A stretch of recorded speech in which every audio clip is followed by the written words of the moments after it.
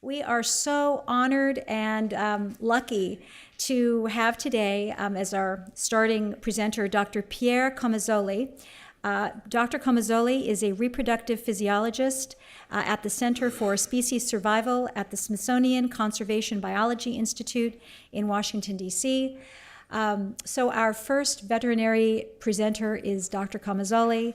He will present the veterinary cases and along with Doctors Kersey and Dr. Sherman Silber will be presenting the human case. Let me tell you a moment about Dr. Kersey before Dr. Comizzoli comes up.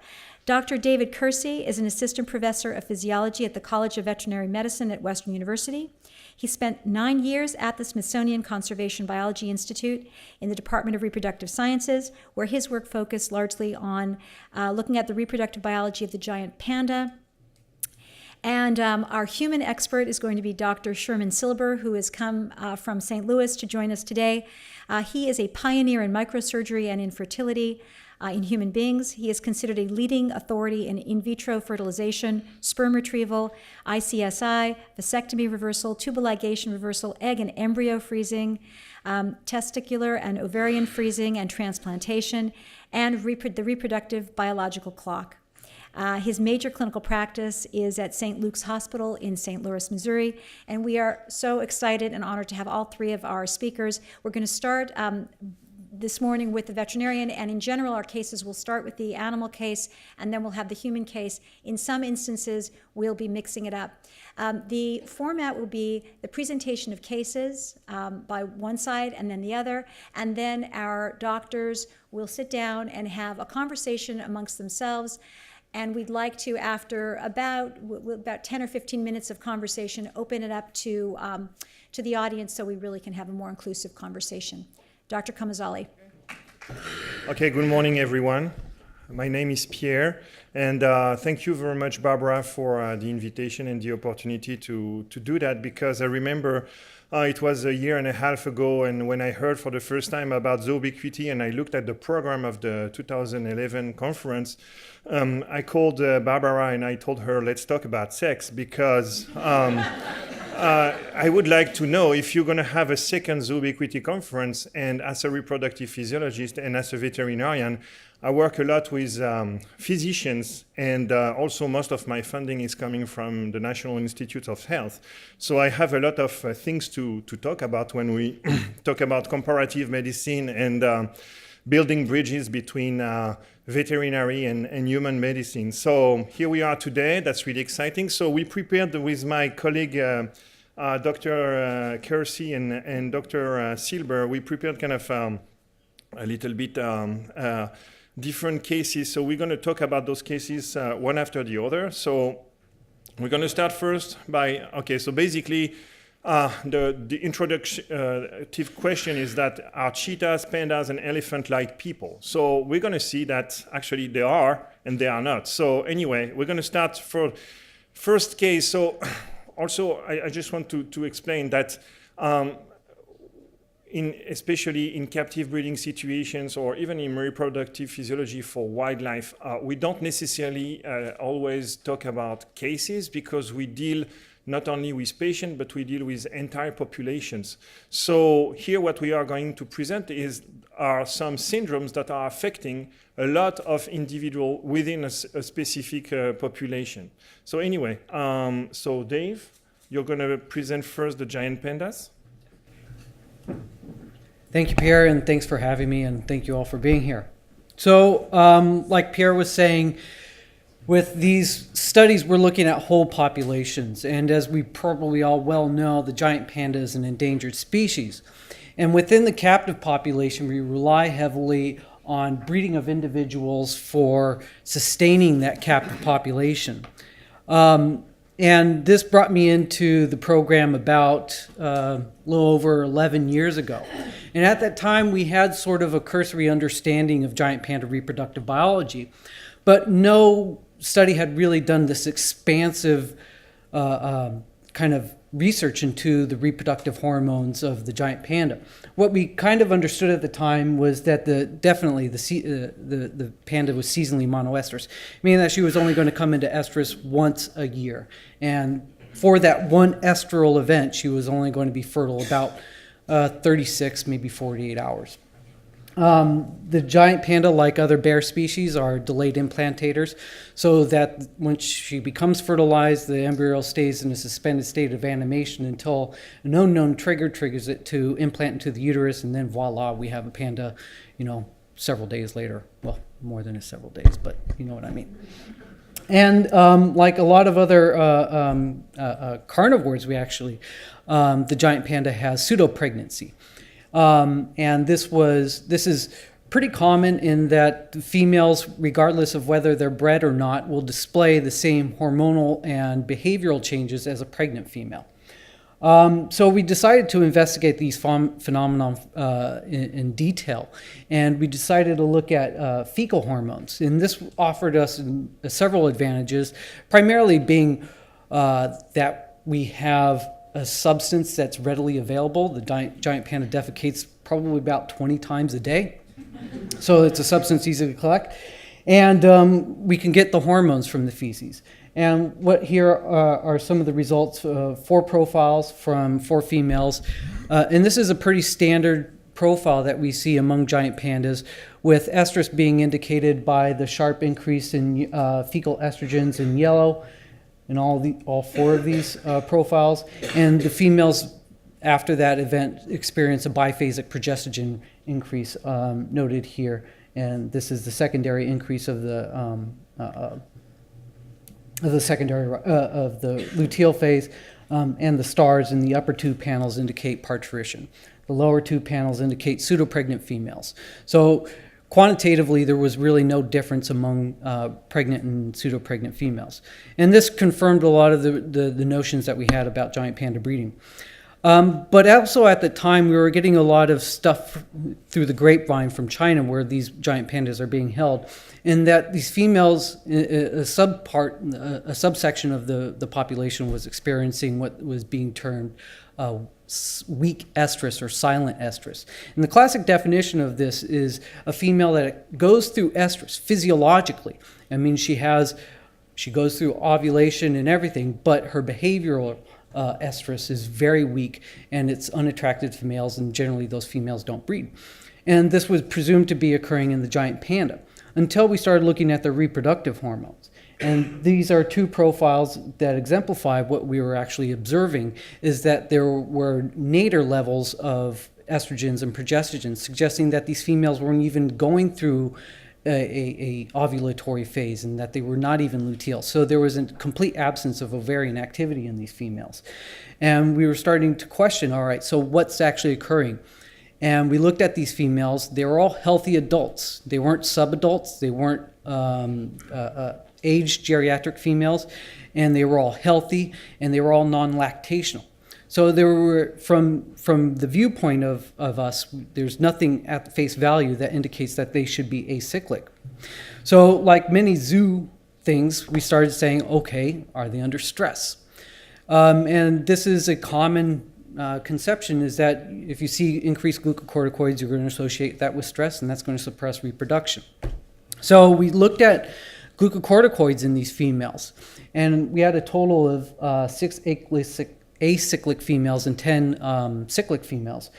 And just breaking it up by the season, because they're a highly seasonal species, we actually found that the acyclic females in general had lower glucocorticoid concentrations than the cyclic females. So if the outward sign of stress is an increase in glucocorticoids suppressing reproduction, then these females were not demonstrating that trait. But when we look at how they're actually managed, so we looked at the glucocorticoids, that wasn't suggesting to us that their reproduction was being suppressed that way. So we'd start looking at their management. And the breeding interval in the wild is about once every other year, maybe even longer. But in captive situations, because we're so reliant on the captive population to keep breeding, the females were being brought into breeding about every year. So the female would give birth. Several months later, they would pull the cub in the expectation that the female several months later would enter the breeding season. And so therefore, the nursing in nature is about 1.5 to 2 years versus captivity where it's 3 to 6 months. And 60% of the females that we observed that were acyclic had a previous parturition just several months beforehand. Even though they weren't nursing at the time of the breeding season, they were not with cub. So this brings us to where we're at right now with this. So we've kind of ruled out that stress may be the overlying factor. And it may be a factor for some individuals, but on the whole, that's not what we're seeing. Rather, what we may be looking at is a refractory period following the pulling of the cub in terms of being able to reestablish the energy reserves necessary for estrus. So this is a fairly old concept that exists within dairy medicine, in that there's this hierarchy in terms of energy use within a female. And it's not until number 8, so the second to last criteria, that animals will actually meet the energy reserves to come back into estrus. And that may be the situation that we're looking at with the giant panda, and that's where we're investigating metabolic hormones now. So acyclicity may not be the cause or may not be caused by stress, and rather something we're looking at in terms of meeting this increased energy demand that's required for estrus.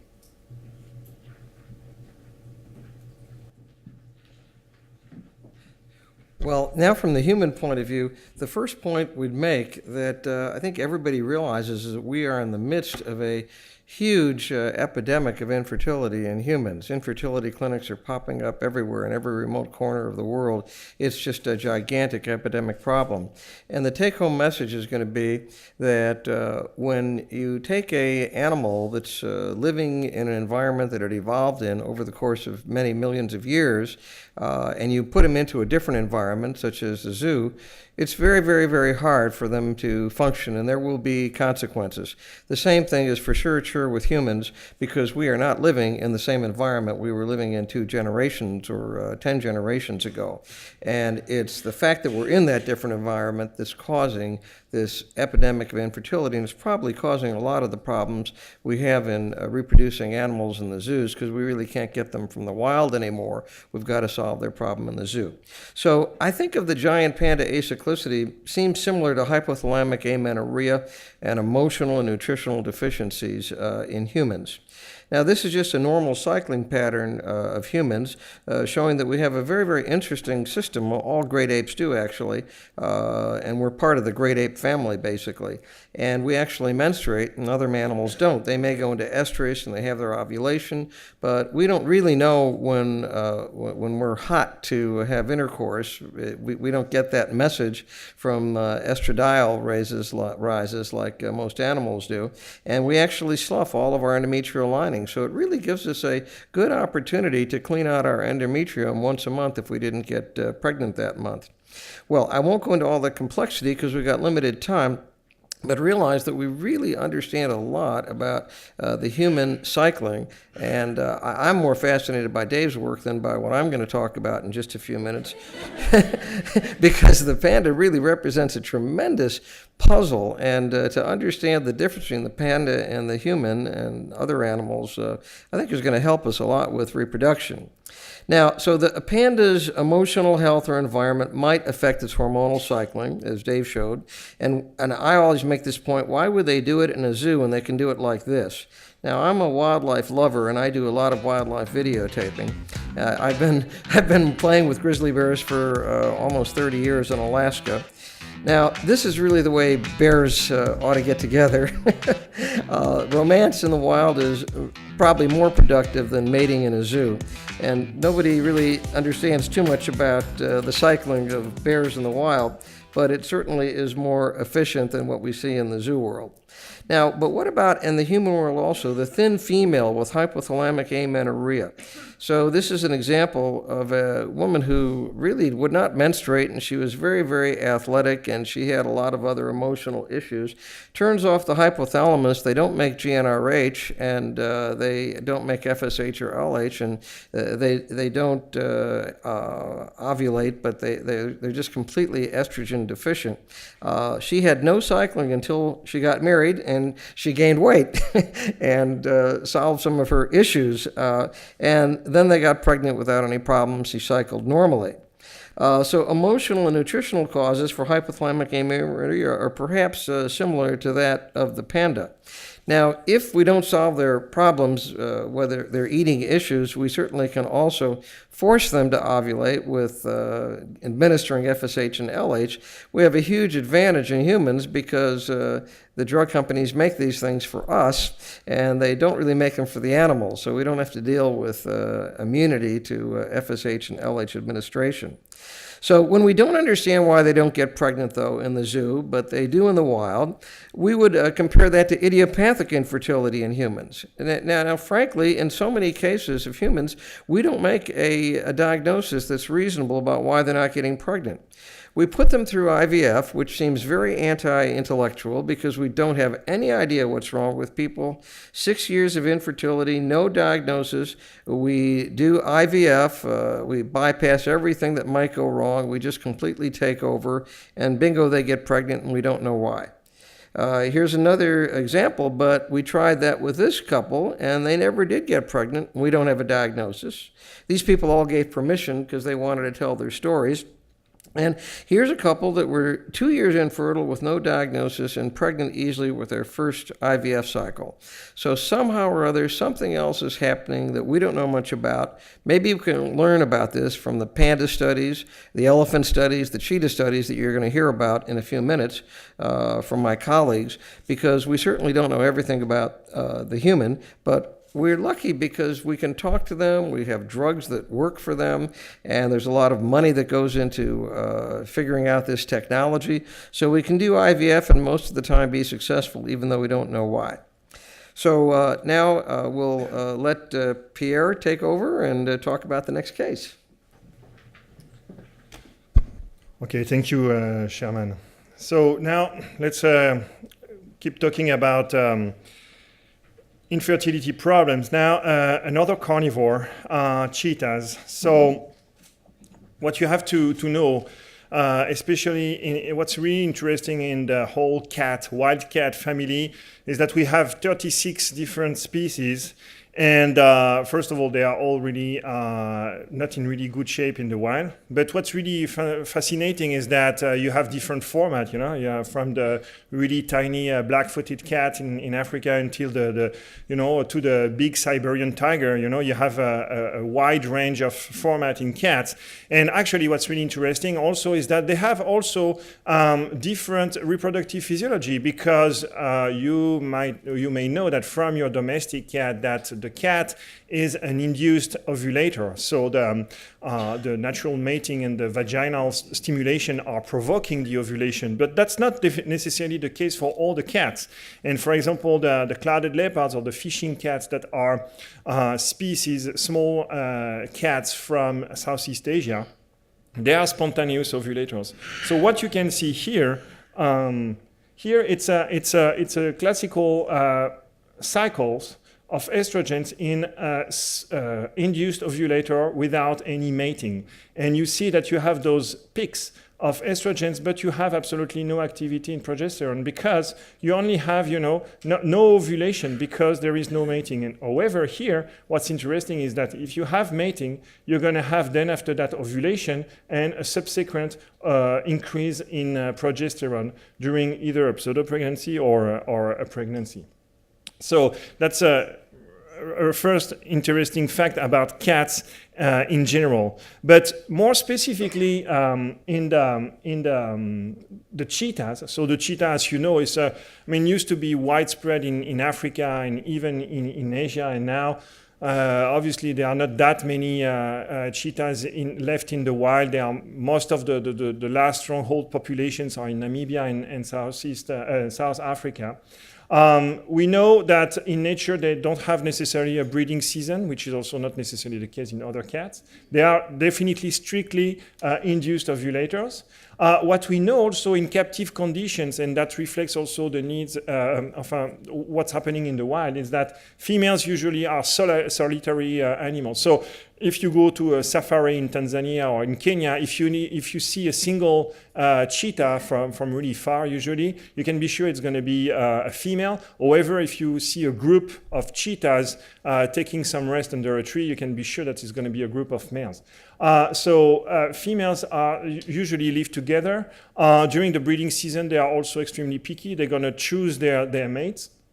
And the problem is that if you put them all together in an enclosure, they're going to suppress each other's hormones because they're going to have problems of dominance and subordination. What's interesting in the male, and that's something we confirmed either in the wild or in captivity, we have a really, really low concentration of sperm. To give you an idea, usually in cats, it's lower than in other species, like in ruminants, for example. You have between 150 and 300 million sperm per milliliter. But look, those ejaculates in cheetahs, in the wild or in captivity, they are really, really poorly concentrated. And on the top of that, because you probably know also that the genetic diversity in cheetah is really, really poor, you have a lot of problems of sperm abnormalities. More than 75% of those sperms are abnormal. It's called teratospermia. And again, this is seen in the wild or in captivity. But again, so they are really challenging animals to breed in captivity because I told you that the females are really picky. You cannot necessarily, introduce them to any males. But the problem, what you need also to understand is that sometimes we really need a given male and a given female to reproduce because of their genetic value, because this is something that we have to monitor and to be really careful is to maintain a good genetic diversity in our captive population. We cannot let always the same pair of animals to produce a lot of cubs, or otherwise you would have a genetic drift and a poor representation of other animals, other individuals in the population. So when we have those problems of incompatibilities between male and female, we have to use assisted reproductive techniques. And so we did a lot of studies about trying to control the ovarian activities in the cheetah. First, doing some studies in the domestic cat as an experimental model. And then after that, we were also able to obviously monitor the ovarian activity of those females, and we developed techniques for artificial insemination. We had the opportunity to do a lot of artificial insemination in those animals. And that was really interesting because we noticed that when the females were young or middle-aged, they were pregnant after artificial insemination. However, when they were starting to reach the age of, so you have to understand also cheetahs, they have a really short lifespan. So age 8 or 9, it's already old for a female. And in captivity, those females, they were not getting pregnant. But interestingly, they were not getting pregnant, but we could monitor the ovarian activity and we could say for sure that they were cycling without any problem. So the project was, so here is just an explanation about all the banking of the semen that we did in Namibia to make sure that we collect the really good genetic values in the wild. So, but anyway, here this is really the core of the study of aging in cheetah female. We looked at different age groups. We looked at by ultrasound at the basic morphology of the uterine horns. We looked also at the quality of the eggs. So we were collecting under anesthesia, we were collecting eggs directly on the ovary by a simple ovum pickup. And we were culturing the eggs in vitro, fertilizing the eggs in vitro, and looking at the embryo development. So here you can see a young blastocyst stage obtained after 6 days of culture in vitro. So what was really interesting is that we saw that regardless of the age of the females, all the eggs that we were collecting had a pretty decent quality, a good quality, because that was told us by the fact that we were consistently obtaining embryos in vitro from any of the age groups. There was no difference between young and old females. However, we had the opportunity by doing biopsies or by collecting also sometimes material after necropsies when animals were dying unexpectedly to check, because I told you we were looking at the morphology with ultrasound, but the problem is that we couldn't really see a lot of differences. So we had to go to the next step in terms of investigation and look at the histology of the endometrium. And here we really saw a lot of difference between the age groups in terms of uterine hyperplasia. Here you have a picture of a cross-section of the uterine horn in an old cheetah. And actually here, this is the lumen here, but here you have those huge cysts in the epithelium. So that's a huge problem because, as you can see, old females, they probably have a really, really poor, uterine environment to offer to those embryos that are able to develop. So the hypothesis here is that when a female cheetah is getting old, she's still producing good quality eggs. However, the uterine environment is probably really compromising the embryo implantation and embryo development. So, but it's a problem. But for us, we know that what's going to be possible, and that's what we are going to do now, is to produce embryos from those old females, but do after that embryo transfer in younger surrogate mothers in order to make sure to have babies from those old females. So now, again, this is kind of the take-home message for this case. And obviously, I mean, it's really interesting because, as I told you, cheetahs, if they don't get pregnant, they go to those, continuous waves of estrogens, and probably it's also probably an issue. But now Dr. Silber is going to give you kind of the counterparts of this case in human.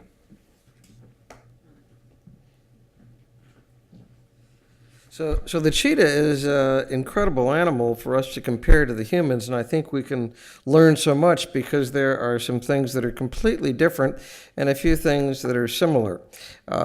Cheetah eggs do not deteriorate with age. Well, let's see if that's really true. It probably is.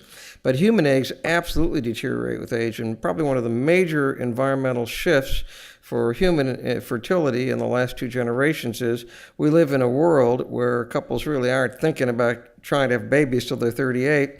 And 2 generations ago, you got married at age 18 to whatever jerk you could find. And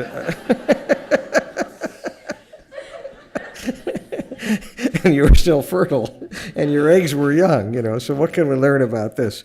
The aging over is obvious. This graph just shows how the infertility increases so dramatically. The percent of infertility in a couple on the left, it increases so much with the age of the wife. And miscarriage increases and the incidence of Downs increases. And that's all because the older the egg, the more difficult a time it has with meiosis, with unequal chromosome splits at the time of meiosis, resulting in aneuploidy and other chromosomal errors. And this is another graph just showing that the most fertile time is when you're 16 years old, when you can get pregnant in the backseat of the car at the wrong time of the month, compared to when you're 38 and ready to have children, and it just seems impossible to do it. And the average age in any of menopause in almost any ethnic group you want to find, or racial group, or any country in the world is 51. It's one of the few constants amongst humans. 51 is the average age of menopause in any society. Now, if you actually do follicle counts, you find you can compare that to fertility and realize that the decreasing fertility of the human as opposed to the cheetah is related to the decline, certainly in the number of eggs. There's a dramatic decline as you get older in your number of eggs.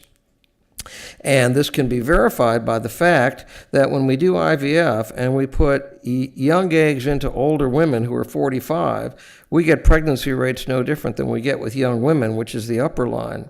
But if women try to get pregnant with their own eggs, you can see a gradual decline from their mid-20s all the way down to 45 in pregnancy rate, even with our technology of IVF, which soups up the chance for pregnancy. But no matter how we soup it up, you can see at 45 it's about 3%, whereas with young eggs, that same 45-year-old woman has almost a 50% chance of pregnancy every time we transfer an embryo. So we know in the human pretty well that it's the egg rather than the uterine environment, quite different from the cheetah. But let's just be a little bit cautious about our conclusions about cheetah, though I'll come back and support it in a minute. Eggs may look normal in humans, but they aren't. I mean, we have lower pregnancy rates and more miscarriages no matter how beautiful the embryos look. Beautiful embryos here from older women, no pregnancy. 6 more, still no pregnancy. Beautiful expanded blastocysts, still no pregnancy. Perfect hatching blastocysts, but still no baby. Older women, they make beautiful looking embryos from their eggs, but from the few eggs they have, and that they still have a very low pregnancy rate. And the reason is molecular analysis by biopsying these embryos, and these are the methods that we use. I can just show you a quick video of, we use little acid tyrodes or a laser to make an opening in the zona pellucida, and then we can pull out one of the cells and their totipotential at this stage, and we can analyze it genetically. And what we find out is that older women have a much higher incidence of aneuploidy and abnormality. So they may have normal looking eggs, but they don't result in normal babies. So, but on the other hand, some older women do have good eggs. Why? I mean, why do cheetah eggs and horse eggs remain fertile in old age, and yet the humans usually do not? So here's a 44-year-old female. She had very few eggs left. We only got 2 eggs, but there she is, pregnant with 2 kids. 45-year-old and a 47-year-old. She got pregnant at 45 and at 47 with eggs that should never in a human been able to get her pregnant. And the same with this 43-year-old. So we know that there are some women who have good eggs even at an older age. What about, they're like cheetahs, but what, and I'll explain that in a minute. What about women with repeated transfer of perfect genetically normal embryos who still do not get pregnant? Could there be a uterine receptivity problem in humans? Well, we don't have any way of diagnosing it because we look at the uterus with ultrasound and with endometrial biopsy, and they seem to be normal in these older women. I mean, excluding fibroids and other pathology, they seem to be normal, and yet there are women that just don't get pregnant. So I'm wondering, as the cheetahs age, the uterus becomes less receptive, what about using gestational surrogacy in some of these crazy human cases that we don't understand? These guys have all given permission. So Matt and Gaydon, 6 consecutive transfers of 2 perfect embryos for a total of 12 embryos. She was 36 years old. But 4 were from young donor eggs and still no pregnancy. And the 7th transfer was to a gestational surrogate, and she had a healthy twin pregnancy out of that. Something was wrong with her uterus, and we couldn't diagnose it. Here's 6 transfers of 14 perfect embryos from a young woman, no pregnancy, and 1 transfer from her embryos derived from her eggs to a gestational surrogate, and there's their healthy little girl, Elizabeth. So it's shocking to us to realize that we haven't diagnosed this well, but we may have problems similar to the cheetah. But now the cheetah experience with poor sperm is very, very, very instructional. I mean, this is a case of terrible sperm. But we have ICSI. We can inject the sperm into the egg, and we don't care how terrible the sperm count is. In fact, not only less than 5 million, he could have 5 sperm, and we'll have the normal pregnancy rate by injecting the sperm into the egg. But even so, if you look at studies going back 30 years before we had ICSI, even with low sperm counts, 30% of patients did get pregnant without any treatment. And with terrible sperm counts, and with moderately low sperm counts, it was up to 60%. So low sperm count can result in a pregnancy in a highly fertile female. What does this mean about cheetahs? Well, I believe when cheetahs live their normal life, sperm count doesn't matter because life now has a purpose. And I'll show you one of my other favorite videos here. We were in Africa just in February, and we watched these cheetahs. This is a mother teaching the child how to hunt the gazelle because the young don't know how to do it. Now, this is the way a cheetah lives out in the wild. And out in the wild, there is a huge area, a huge territory that they all have, and the cheetah needs to be free to choose his or her mate. They must be living in a normal life to have a sense of meaning and purpose like humans, because if you put a few cheetahs together, they're not going to mate, and you think it's because of his low sperm count, or they're not going to get pregnant, but the whole cheetah problem can be solved without tremendous technology, just by recognizing that, like people, they need romance, they need to make a choice, they're not going to necessarily fall in love with the female or the male you put next to them. So we learned a lot about cheetahs, and we'll talk in the discussion a little bit about what I have just learned by talking with Pierre that I think can help explain why human egg counts go down and humans get less fertile because of eggs as they get older, and why the endometrium in the uterus is not a problem as humans get older, and why we have this vice versa, inverted effect of cheetah aging versus human aging, and we'll talk about that in the discussion. But now Pierre's going to talk about case 3, about elephants, which are remarkably similar to humans.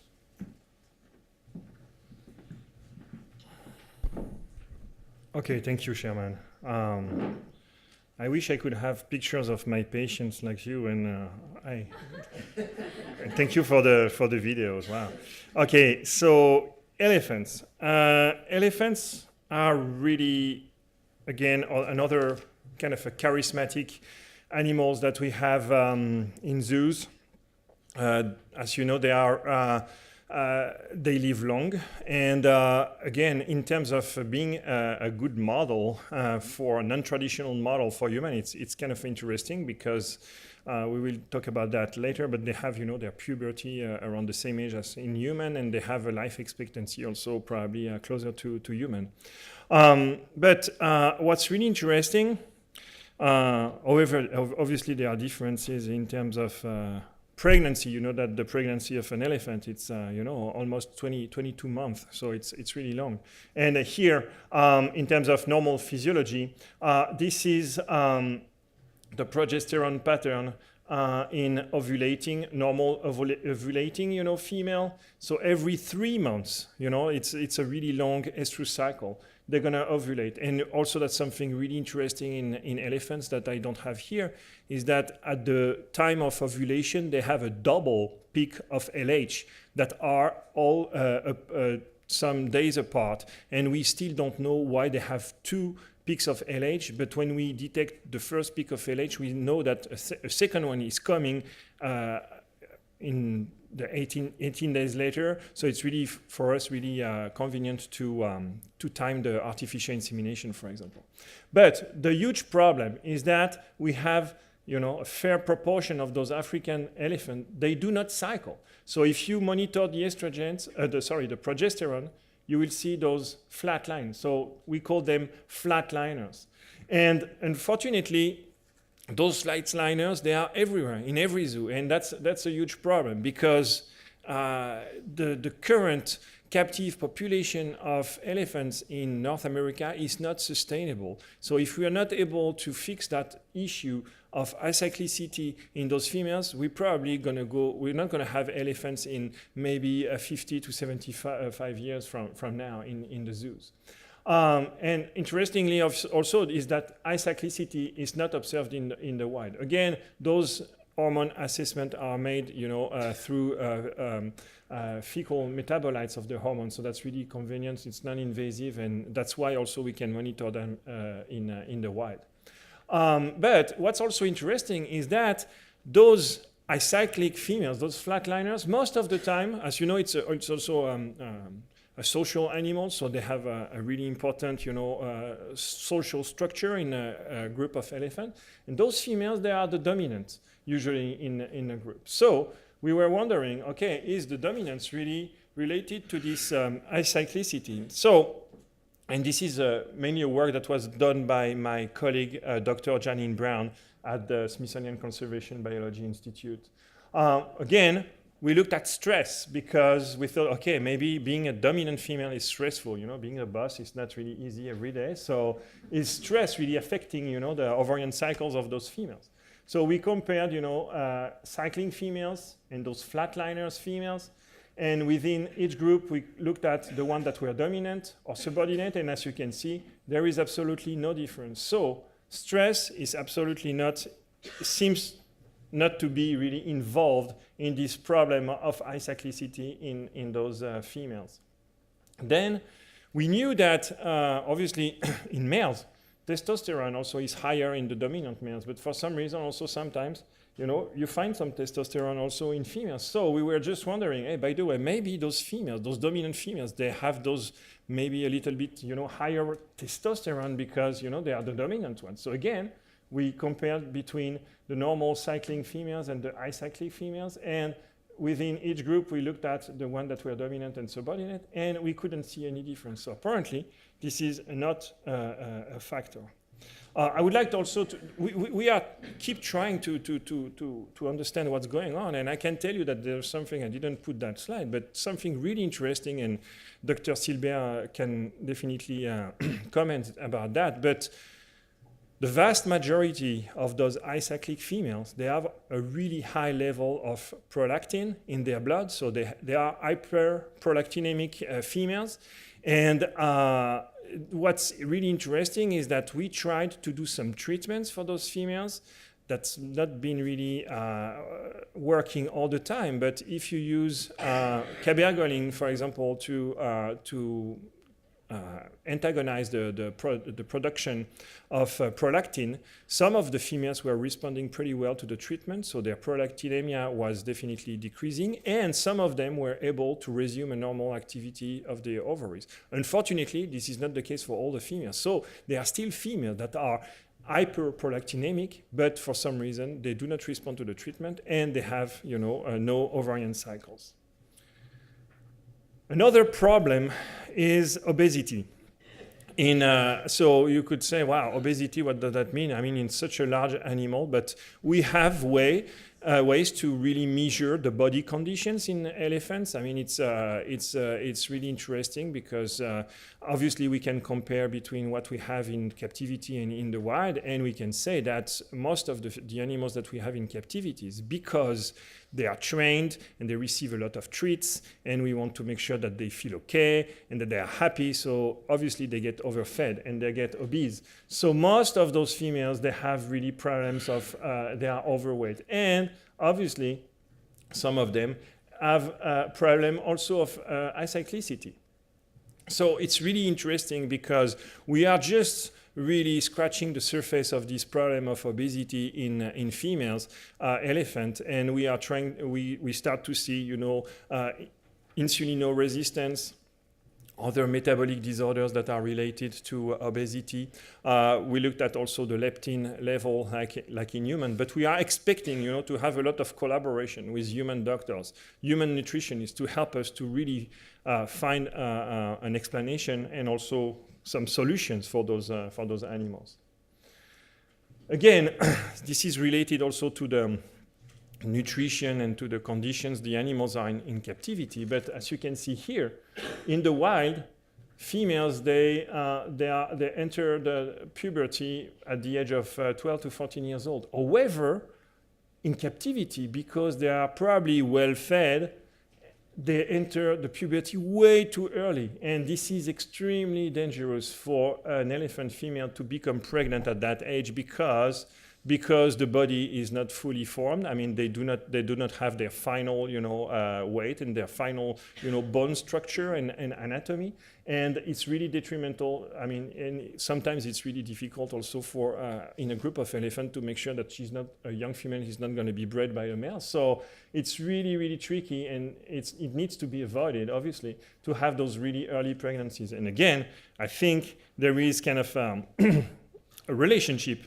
with human, and Dr. Silber is definitely contribute to that. So anyway, the elephant again is a really good example of factors that really can impact the reproductive fitness of those animals. So now, Dr. Silber, what can we learn from you, and what can you learn from us?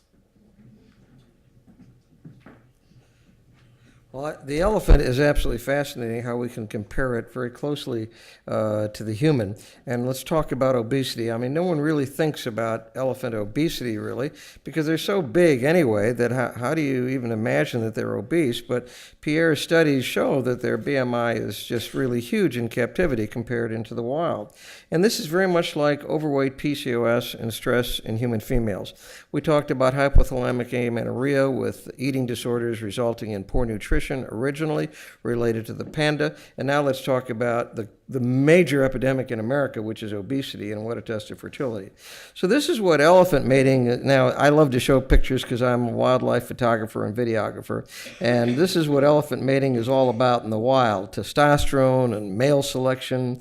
intra-abdominal testicles. To study the male's fertility is very fascinating, but just gives you an idea. They live in wooded areas and they go for miles to find food. They'll walk for 20 or 50 miles a day, and all they eat basically are acacia twigs and wood. I mean, their diet is wood and a few leaves. And they constantly eat just this ridiculous diet, and they have to travel that far in order to get enough nutrition from what they're eating. So they're getting enough exercise that helps them not become obese. But also look what they're eating. You can't bring in 250 pounds of wood for them to eat every day in a zoo. You can try as best you can, but you can't equal the diet that they get out in the wild. So with their natural diets, elephants are never obese, and it's just impossible to solve that in the wild. Now, what happens with humans when they're obese, I am sure just like elephants, is if you look at this chart of a normal menstrual cycle with the FSH on the left high at the beginning of your menstrual cycle, estradiol, as it's made by the developing follicles, inhibits the production of FSH. So the FSH levels goes down toward mid-cycles while the estradiol level goes up.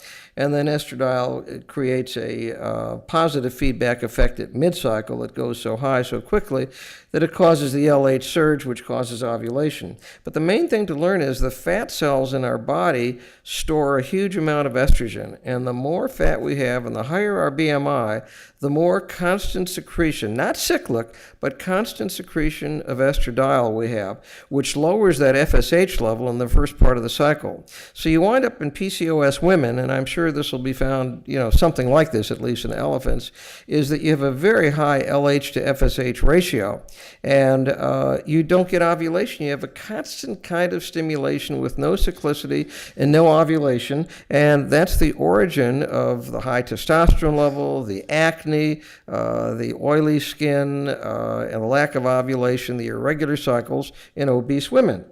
Now, we can get them pregnant. And these women, let me tell you, they're not embarrassed by this because they're determined to work on it. But for whatever reason, they're massively obese, and they have no ovulation, just like the zoo elephants.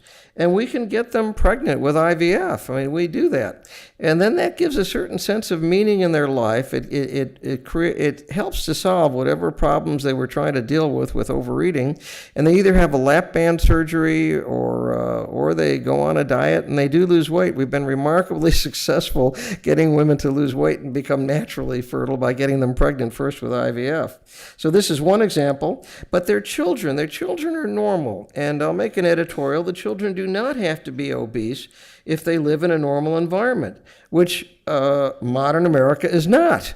We are not a normal environment. Come to the Midwest. It's worse than California. You may not see it as much here, but 40% of people in Missouri are obese. I don't mean overweight. We all struggle a little bit with our extra tummy or our pot belly, but no, in Missouri, 40% of people are truly obese. It is a epidemic problem, and it's not easy to solve because, again, we live in a different environment, in a different world than humans lived in just 2 generations ago. So we have to solve that problem, just like the elephant's problem with obesity has to be solved. This is another example. I mean, they are determined to lose weight. They're motivated to do it. The obesity not only makes them infertile by lowering their FSH in the first part of the cycle because of estrogen secretion from the fat cells, but also they're going to have diabetes. I mean, diabetes costs this country $250 billion a year, and it could be type 2. It could be eradicated immediately just if we could solve our obesity problem. We wouldn't have to spend a penny in healthcare if we could solve our obesity problem. And there's the $250 billion a year you want to save in healthcare. So reasons for PCOS mainly are obesity. Estrogen stored in the fat cells decreases the FSH at menses. Now, there are some women that are born with too many eggs, and inhibin decreases the FSH rise. So I want to make it clear that some women with PCOS are not do not have an obesity problem. It's related to almost genetically they were overendowed with too many eggs. But the elevated testosterone level also in modern life causes anovulation and is caused by anovulation.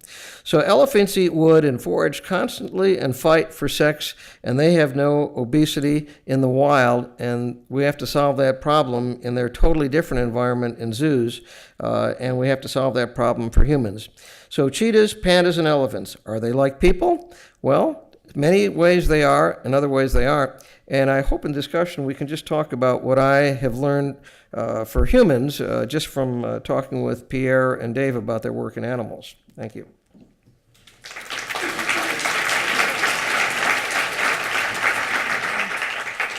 Thank you, doctors. That was fascinating. I don't even know where to start. If we can have our doctors sit at the table, we're going to have the first of our conversations. And what I'm going to allow the three of these guys to do is to sort of take it away. And we've instructed our speakers to have conversations which really look at this interface, the translational possibilities for bidirectional learning. And I think if you guys just start asking and answering some of the questions that you brought up in the presentations, that would be terrific. Well, my first question is really for, and we've talked about it a bit, Pierre, this amazing fact that cheetahs, their eggs don't seem to get worse. Now you may not have done the embryo biopsy studies that showed normal embryos and low pregnancy rate, but surely you've seen that you don't seem to have a decline in egg number as cheetahs age. And I understand, though I'm not an expert on this, that horses also remain fertile until they're really very, very elderly. And I'm wondering what we can learn about follicle recruitment from that fact.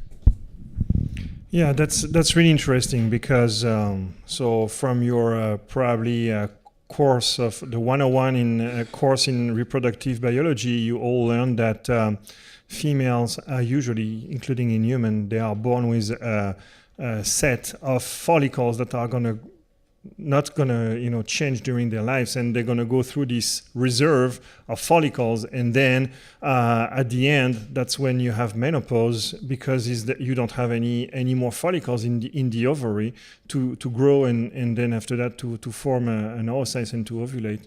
But what's really interesting, I think, in some species, and you probably recently saw those papers about ovarian stem cells, which because in males you have spermatogonial stem cells that are constantly renewing the stock of spermatocytes, and so you have a constant production of sperm even at a really older age in male. However, in female, it seems that there are some possibilities that there are also ovarian stem cells, and we think that probably in the cat family, even domestic cat and wild cats, there probably is this system, because when you count the number of follicles in a young cat, knowing that those animals are polyestrous species, and for each estrus, as you know, they are also polyovulatory, so they're going to ovulate several eggs. There is no way there is enough follicle to start with in a female to cover all those different estrus cycles during their lives. So we think that probably in the cat family, there is this system of ovarian stem cells to replenish the ovarian reserve. And in the human, there is a massive exposure in the 6-week-old fetus of their primordial germ cells to retinoic acid from the adrenal gland. And if it's going to be a male, because there's a testicle, those primordial germ cells are protected from the Sertoli cell, by the Sertoli cells, from retinoic acid, so they don't go into meiosis and they become stem cells. In the human female, though, they go into meiosis right away. In fact, they would all be gone, and you'd have no eggs when you were born as a female if they didn't invade what's the tunica albuginea in the male, but becomes the ovarian cortex in the female. And that holds them in prophase of meiosis, and then you gradually lose them as you go on, but you don't make any new cells. Now, there have been found some vestigial, they look like they might have been stem cells. They're not really functional in the ovary of humans. And it may just be that we evolved differently, and that cheetah would be a great model for us to figure out if there's some way to re-energize those ovarian stem cells we have vestigial remnants of, so that even when women are 38 or 45, they can be making young eggs. You want to bring up pandas? Well, what questions did you have about the panda? So Dave, what can you tell us about the fact that in giant pandas we currently have no way to know if a female is either pregnant or going through a pseudo-pregnancy? So what can you tell us about the recent advances about trying to know what's the indicator of pregnancy in giant pandas? That's obviously not like in other species. Well, I wouldn't say it's completely unique to the giant pandas. So, like I was saying during the earlier discussion, they have pseudo-pregnancy, but they also couple that with delayed implantation. So, even following fertilization, we don't really have an early indication of sort of embryonic signaling to the uterine environment that, hey, I'm here. But what we do have, and what we can start to appreciate, is that the giant panda, and like other bear species, it may serve as a model for understanding the crosstalk between blastocyst and uterus. Because what we've been able to see in the giant pandas, there's really no obvious hormonal marker for pregnancy. New investigations, even looking at prostaglandin metabolites, have found that they really don't differ too much between pregnant and non-pregnant females. And that's a pretty standard way to diagnose pregnancy in a lot of domestic species. And the reproductive hormones and the reproductive steroids are also the same. So there's got to be something involved in the female in which the uterus receives some sort of signal, or it reaches a certain stage that it starts signaling the mother that I'm ready for implantation. And this is where, I've talked to Dr. Silber about this, this is where human fertility has a lot of issues. Is you go in, you produce these beautiful embryos, and then you throw them in the female and nothing happens.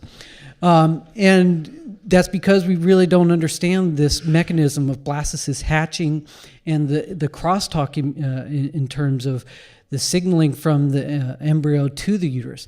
And because this sort of relationship is so drawn out in the giant panda and other bears, that we may be able to elucidate that crosstalk with these species. I've studied grizzly bears, but not signed more or less as a videographer and a wildlife photographer for years, and I never understood the lesson they have for us till I talked to you last night about it. I mean, it is amazing that they have sex, the grizzly bears at least, in May, and there's this beautiful blastocyst that hangs around, and that blastocyst will implant in October. But it won't implant unless the bear's had a good season of eating fish. If it's been undernourished, it won't implant.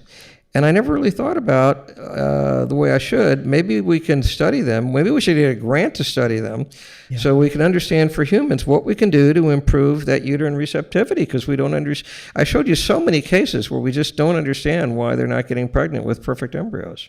Yeah, and we don't understand it either.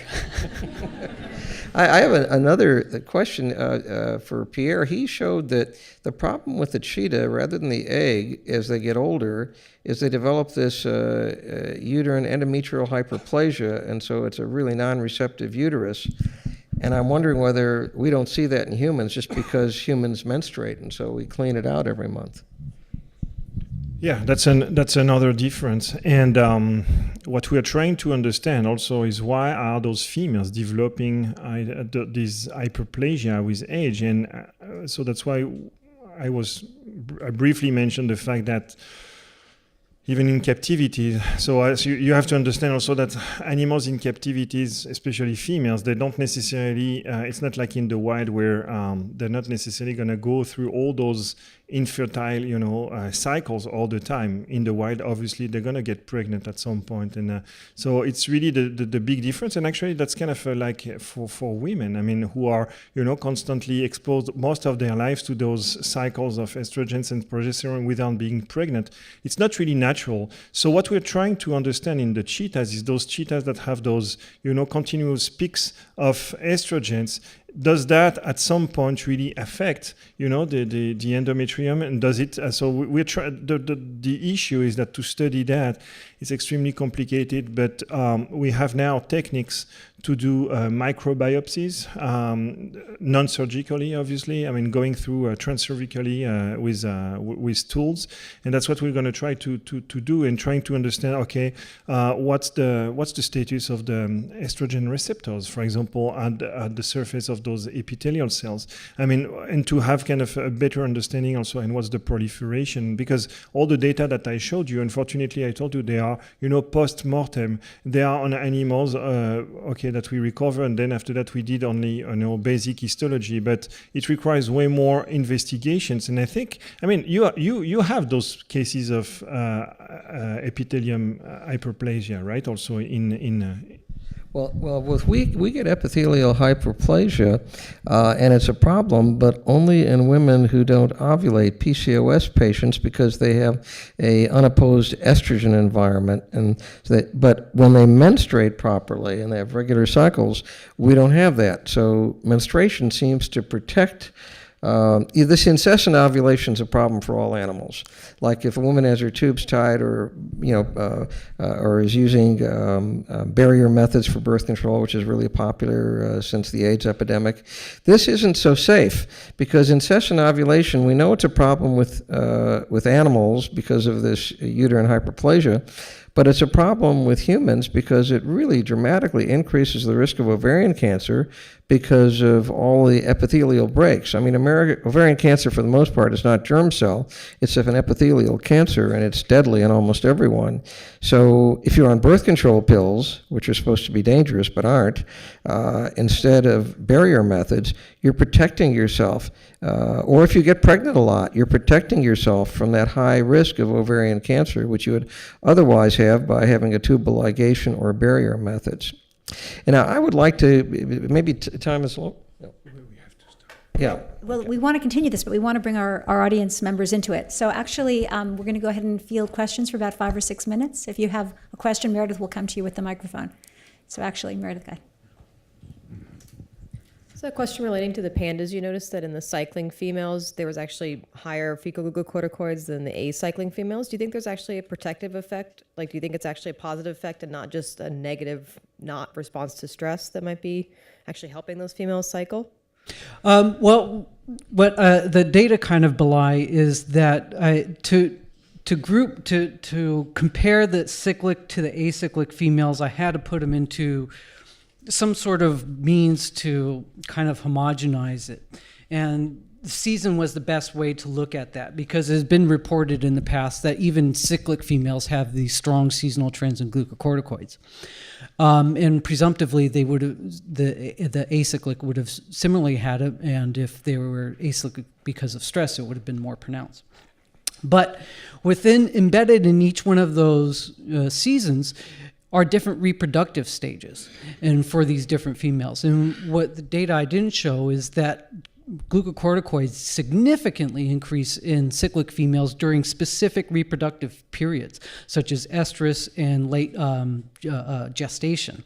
So what are increasing them is the reproductive demands. So in this sense, in the sense that we saw the cyclic females having higher glucocorticoids, those glucocorticoids aren't just a stress hormone, they're also a metabolic hormone. So during these increased demands of reproductive activity, you have increased metabolic demands, and as a result, we have an increase in glucocorticoids, meeting those metabolic demands. Hi, this has been a fascinating session. I guess I have a question that is stimulated by thinking about adaptations and diversity. If we view the diversity of reproductive patterns as adaptive in some sense, what sort of evolutionary mismatches are we getting in captivity, and how can thinking about those evolutionary mismatches influence care? And then sort of a correlated question, both in humans and non-humans, when you're sort of breaking that evolutionary mismatch, maybe, for example, if animals are breeding much earlier than they should historically, or if they're breeding every year when maybe they shouldn't have, what sort of problems are emerging potentially from sort of breaking a life history syndrome, if you will, and how can thinking about things that way improve outcomes?